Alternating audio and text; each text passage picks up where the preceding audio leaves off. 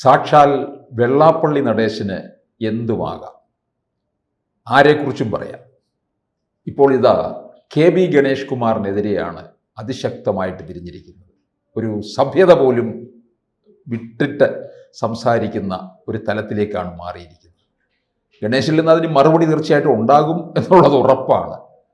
അതിന് ഒരു കാര്യം ഓർക്കണം, ഈ പെരുന്നയിലെ സുകുമാരൻ നായർ ഇപ്പോൾ പിണറായി വിജയനുമായിട്ട് ചേർന്ന് നിൽക്കുന്നതിൻ്റെ ഒരു പ്രധാന കണ്ണി എന്ന് പറയുന്നത് ഗണേഷ് കുമാറാണ്.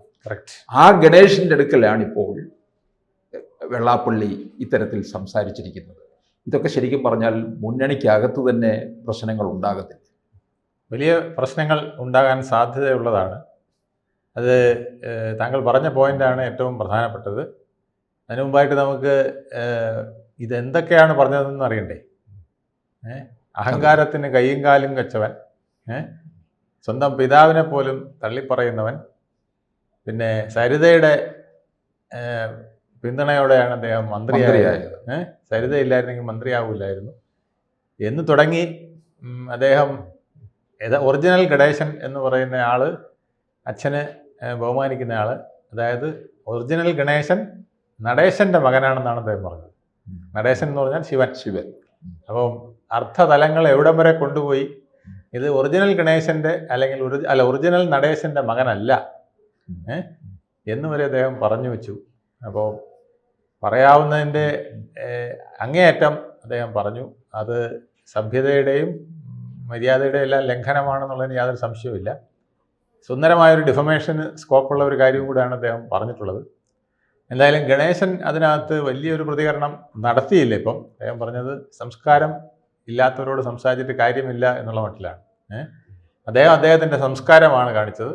സംസ്കാരമില്ലാത്തവരോട് സംസാരിച്ചിട്ട് കാര്യം എന്താണ് എന്നുള്ള മട്ടിലാണ് അദ്ദേഹത്തിൻ്റെ സംഭാഷണം പോയത്. അപ്പം ഇതൊക്കെ സൂചിപ്പിക്കുന്നത് അവർ തമ്മിൽ എന്തോ വലിയ ഒരു വിഷയം ഉണ്ടായിരിക്കും.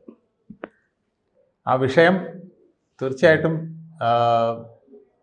ഈ NSSും SNDPയും ഒന്നിച്ച് ഇപ്പോൾ സർക്കാരിനെ പിന്തുണയ്ക്കുന്നു. ആ പിന്തുണയ്ക്കുന്ന സാഹചര്യങ്ങളിൽ NSSനും SNDPക്കും എന്തൊക്കെയോ കിട്ടാനുണ്ട്, നേടാനുണ്ട്. അപ്പോൾ അതിൽ എന്തൊക്കെയോ പ്രശ്നങ്ങൾ ഉണ്ടായിട്ടുണ്ട്, അല്ലെങ്കിൽ പ്രശ്നങ്ങൾ ഉണ്ടാകുമെന്ന് ഭയമുണ്ട് എന്ന് നമ്മൾ അനുമാനിക്കേണ്ടിയിരിക്കും. കാരണം അല്ലെങ്കിൽ ഇത്ര വലിയൊരു ബഹളം ഇപ്പോൾ വെക്കേണ്ട കാര്യമില്ല. സാധാരണഗതിയിൽ ആരെങ്കിലുമൊക്കെ വെള്ളാപ്പള്ളി നടേശനെ ആക്രമിക്കുന്നെങ്കിൽ അതൊരൊറ്റ അടി കൊടുത്തിട്ട് പോകുന്നതാണ്. ഇത് വാക്കുകൾ കൊണ്ട് അദ്ദേഹം അമ്മാനമാടിക്കളാം. ഗണേശൻ്റെ വ്യക്തിത്വത്തെ പൂർണ്ണമായിട്ടും അദ്ദേഹം ചോദ്യം ചെയ്ത് കഴിഞ്ഞ് തൊലിയുരിച്ചു കളഞ്ഞു. അപ്പം ഇതിനകത്ത് മറ്റൊരു കാര്യം കൂടെ. ഈ NSSും SNDPയും തമ്മിൽ യോജിക്കുന്നത് അത്ര ഇഷ്ടപ്പെടാത്ത ഒത്തിരി പേര് SNDPയിലുമുണ്ട്.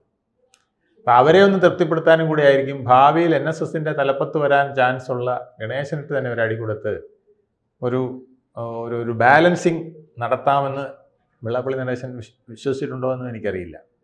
കാരണം ഈ ഇന്ത്യ പാകിസ്ഥാൻ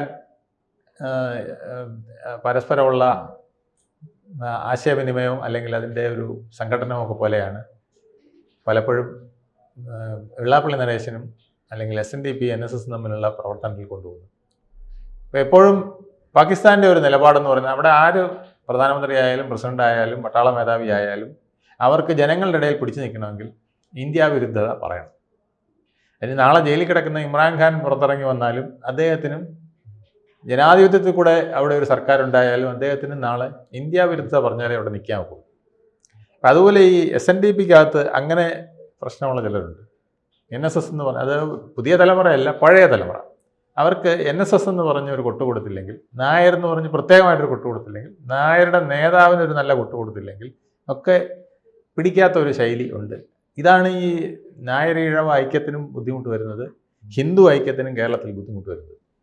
ഏതാണ്ട് 80 ലക്ഷത്തിനടുപ്പിച്ച് ഈഴവരുണ്ട് ഈ കേരളത്തിൽ, 40 ലക്ഷത്തിനടുപ്പിച്ച് നായന്മാരുമുണ്ട്. അതിൻ്റെ സെൻസസ് കറക്റ്റായിട്ട് വരാത്തതുകൊണ്ട് നമുക്ക് അറിയാൻ പറ്റില്ല. എങ്കിലും ഏകദേശം ഇതാണ്. ഏതാണ്ട് 1,20,000 1,20,00,000 നായർ ഈഴവ ശക്തി ഒന്നിച്ചു ചേർന്നാൽ ഭീമമായ ശക്തിയാണ്. പക്ഷെ ഇത് ഒന്നിച്ചു ചേരാൻ ഒരിക്കലും സഹായിക്കാത്ത ഘടകങ്ങൾ ഇതുപോലുള്ള വാഗ്വാദങ്ങളും വെല്ലുവിളികളുമാണ്. എന്തായാലും ഗണേശൻ അധികം പറഞ്ഞില്ല. അദ്ദേഹം എന്തായാലും അധികം പറയാതെ പിന്നോട്ട് പോയി. ഒരുപക്ഷെ അതൊരു തൽക്കാലത്തേക്ക് ഒരു വെടിനിർത്തലോ പിൻവാങ്ങലോ ആയിരിക്കാം. പിന്നെ വേറൊരു കാര്യം, വെള്ളാപ്പള്ളി നടേശനോട് വാഗൊണ്ടടിച്ച് രക്ഷപ്പെടാൻ വലിയ പാടാണ്. വാഗ്ഭടൻ കഴിഞ്ഞാൽ ഏറ്റവും വലിയ വാഗ്ഭടനായിരുന്നത് നമ്മുടെ സുകുമാർ അഴീക്കോടാണ്. അദ്ദേഹം പോലും ഏറ്റുമുട്ടി പരിക്കേറ്റാണ് തിരിച്ചു കൊടുത്തു. പക്ഷെ എന്നാലും വലിയ പരിക്കേറ്റിട്ടാണ് അദ്ദേഹത്തിന് തിരിച്ചു കൊടുക്കാൻ പോലും കഴിഞ്ഞത്. രണ്ടുപേരും ഈഴവരായിരുന്നു, രണ്ടുപേരും ഒരേ സമുദായത്തിൽപ്പെട്ടവരായിരുന്നു. എന്നിട്ട് പോലും നമുക്ക് സുകുമാർ അഴീക്കോടിനെ അങ്ങനെ പറയാൻ പാടില്ല. കാരണം അദ്ദേഹം അങ്ങനെ ഒരു ചട്ടക്കൂടിനകത്ത് നിൽക്കുന്ന ആളല്ല. പക്ഷെ എങ്കിൽ പോലും അദ്ദേഹത്തിനെ പോലും വെള്ളാപ്പള്ളി വെറുതെ വിട്ടില്ല എന്നുള്ളതാണ്. അദ്ദേഹം ഒരു മാനവികേതര ആളായിട്ടൊക്കെ എപ്പോഴും നിലകൊണ്ടിട്ടുള്ള നല്ല ആശയങ്ങൾ പറഞ്ഞിട്ടുള്ള കേരളത്തിലെ ജനങ്ങളെ കോരിത്തെരിപ്പിച്ചിട്ടുള്ള ഒരാളാണ് സുകുമാർ അഴീക്കോട്. അദ്ദേഹത്തിനെ പോലും വെറുതെ വിട്ടിട്ടില്ല, നല്ല ചവിട്ട് കൊടുത്തിട്ടുണ്ട്. അങ്ങനെ ആരെയെന്നില്ല, സുകുമാരൻ നായരെ എത്ര പ്രാവശ്യം ഉപദ്രവിച്ചിട്ടുണ്ട്. അപ്പോൾ ഇതൊക്കെ അദ്ദേഹത്തിൻ്റെ ഒരു ശൈലിയാണ്. അദ്ദേഹം ഇത്തരം ശൈലികൾ കൊണ്ടു നടക്കുന്നത് ആ സംഘടന നിലനിർത്തുന്നതിനും കൂടെയുള്ള ഒരു മെയ്വഴക്കമാണ് എന്ന് നമ്മൾ കൂട്ടേണ്ടിയിരിക്കുന്നു. ഈ മുസ്ലിം ലീഗിനെ കുറിച്ച്, മുസ്ലിങ്ങളെക്കുറിച്ച് ഇത്ര ശക്തമായിട്ട് പറയുന്ന ഒരാളെ നമ്മൾ കേട്ടിട്ടില്ല. അതും അദ്ദേഹത്തിൻ്റെ ഒരു ശൈലിയാണ്. എന്തു വേണേലും പറഞ്ഞ് എങ്ങനെയും പിക്ചറിൽ നിൽക്കുക, മുസ്ലിം ലീഗിനും ലൈംലൈറ്റിൽ നിൽക്കുക, മലപ്പുറത്തിനെതിരെ മുസ്ലിം ലീഗിനെതിരെ മുസ്ലിങ്ങൾക്കെതിരെയൊക്കെ ഇത്രയധികം സംസാരിക്കുന്ന ഒരു ഹിന്ദു നേതാവ് വെള്ളാപ്പള്ളി അല്ലാതില്ല. അത് അദ്ദേഹത്തിന് ലൈസൻസ് ഇല്ല എന്നുള്ളതാണ്. അത് ചിലരൊക്കെ അംഗീകരിച്ചു കൊടുത്തിട്ടുണ്ട്. ഈ തെമ്മാടിക്കും തേക്കും തടിക്കും എവിടെയും കിടക്കാമെന്ന് പറഞ്ഞ പോലെ ചില കാര്യങ്ങൾ അദ്ദേഹത്തിനെ അങ്ങനെ അംഗീകരിച്ചു കൊടുത്തിട്ടുണ്ട്. അതൊരു അംഗീകാരമായിട്ട് അദ്ദേഹം എടുത്തിട്ടുമുണ്ട്. ഇതാണ് നടേശൻ പോരിൻ്റെ ഒരു ഒരു പ്രാഥമിക കണക്കുകൂട്ടലായിട്ട് നമുക്ക് വിലയിരുത്താൻ കഴിയും. പക്ഷെ അത് ഇപ്പോൾ SNDPയുടെയും NSSൻ്റെയൊക്കെ പിന്തുണ നേടിയിരിക്കുന്ന മുന്നണിക്കകത്ത് ഇതൊരു ഉലച്ചിൽ ഉണ്ടാക്കുകയും ചെയ്യുന്നുള്ളതല്ലേ? അല്ല, അദ്ദേഹത്തിന് അങ്ങനെ ഒരു കാര്യം ഇല്ലല്ലോ. അദ്ദേഹം ഇപ്പോൾ ഈ മുന്നണിയെ പിന്തുണച്ചുകൊണ്ട്, അയ്യപ്പ സംഗമത്തിനെ പിന്തുണച്ചുകൊണ്ട് കയ്യും മെയ്യും മറന്ന് പിണറായി വിജയനൊപ്പം കാറിൽ കയറി വന്ന ആള് നടേശനാണ്, വെള്ളാപ്പള്ളി നടേശനാണ് അല്ലേ? അതെ. അത് കഴിഞ്ഞിട്ട് അദ്ദേഹം പറഞ്ഞ പ്രസ്താവന ഈയിടെ കേട്ടത് എന്താണ്?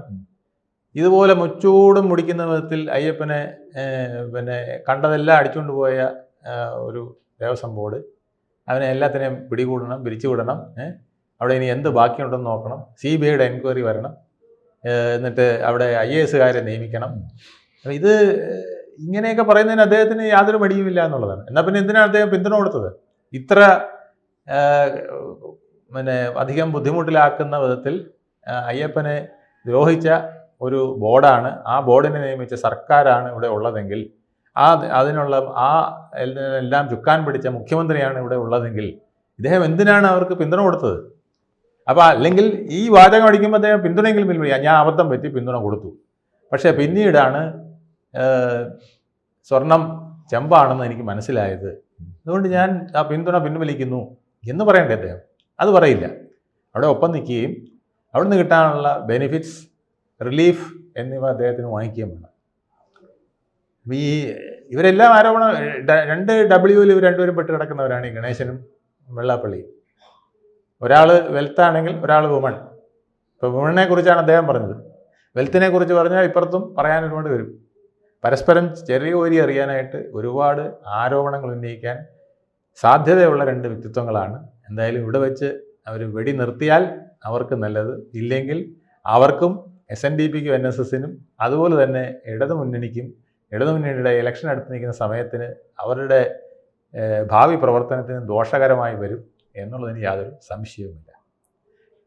വെള്ളാപ്പള്ളി എന്ന് പറഞ്ഞാൽ അദ്ദേഹത്തിന് ഈ EMSൻ്റെ ഒരു പ്രത്യേകത, EMS എപ്പോഴും അദ്ദേഹത്തിൻ്റെ വിക്ക് അദ്ദേഹത്തിന് ഒരു അനുഗ്രഹമാവും. അതുപോലെയാണ് വെള്ളാപ്പള്ളി നടേശൻ്റെ ആ വർത്തമാനത്തിലെ ഒരു ഉണ്ടല്ലോ, അത് അദ്ദേഹത്തിൻ്റെ സംസാരത്തിലെ ഒരു അഴകാക്കി മാറ്റി ആരെയും കളിയാക്കാനും ഗോഷ്ടി കാണിക്കാനും ഒക്കെ ആയിട്ട് അദ്ദേഹം ഉപയോഗിക്കാറുണ്ട്. അത്തരം പല സിദ്ധികൾ ഉള്ള ആളാണ്. ഗണേശനും മോശമല്ല. ഗണേശനും ഇല്ലാത്തതിൽ നിന്ന് ഒരു വിഷയമുണ്ടാക്കി ആളാകാനും, അതാണ് അദ്ദേഹം പറഞ്ഞ ഫ്യൂഡൽ മാടമ്പി ചില സ്വഭാവങ്ങൾ, അഹങ്കാരത്തിന് കാല് വെച്ച പോലെ എന്നൊക്കെ പറയുന്നത്. അതിനുമുള്ള സാധ്യതകൾ അദ്ദേഹവും ഉണ്ടാക്കി കൊടുക്കുന്ന ആളാണ്. ഇപ്പോൾ കീരിയും ചെങ്കേരിയും കൂടെ ഏറ്റുമുട്ടിയാൽ ആര് ജയിക്കും എന്നുള്ള പോലെയാണ് നമുക്കിനി ഇത് കാണേണ്ടത്. ഇവിടെ വെച്ച് നിന്നാൽ രണ്ടുപേർക്കും നല്ലത്, ഇല്ലെങ്കിൽ സുകുമാർ അഴീക്കോട് നടത്തിയ പോര് പോലെ ചിലപ്പോൾ വീണ്ടും നീണ്ടു നിൽക്കുന്ന ഒരു പോരായി വന്നാൽ, സുകുമാർ അഴീക്കോടിൻ്റെ പ്രഭാവമല്ല ഗണേശനുള്ളതെന്നറിയാം, എന്നാൽ പോലും അങ്ങോട്ടും ഇങ്ങോട്ടും പോര് തുടങ്ങിയാൽ പിന്നെ ഇത് നിർത്താൻ ബുദ്ധിമുട്ടായി വരും. അതുകൊണ്ട് ബഹ്റിനിലിരിക്കുന്ന പിണറായി വിജയൻ ഇത് കേട്ട് എന്തെങ്കിലും ഒരു സ്വിച്ച് ഇടാനുള്ള നടപടി സ്വീകരിക്കുമെന്ന് നമുക്ക് പ്രതീക്ഷിക്കാം. കൂടുതൽ വാർത്തകളും വിശേഷങ്ങളും നിങ്ങളിലേക്ക് എത്താൻ ABC മലയാളം സബ്സ്ക്രൈബ് ചെയ്യുക, ബെൽബട്ടനും അമർത്തുക.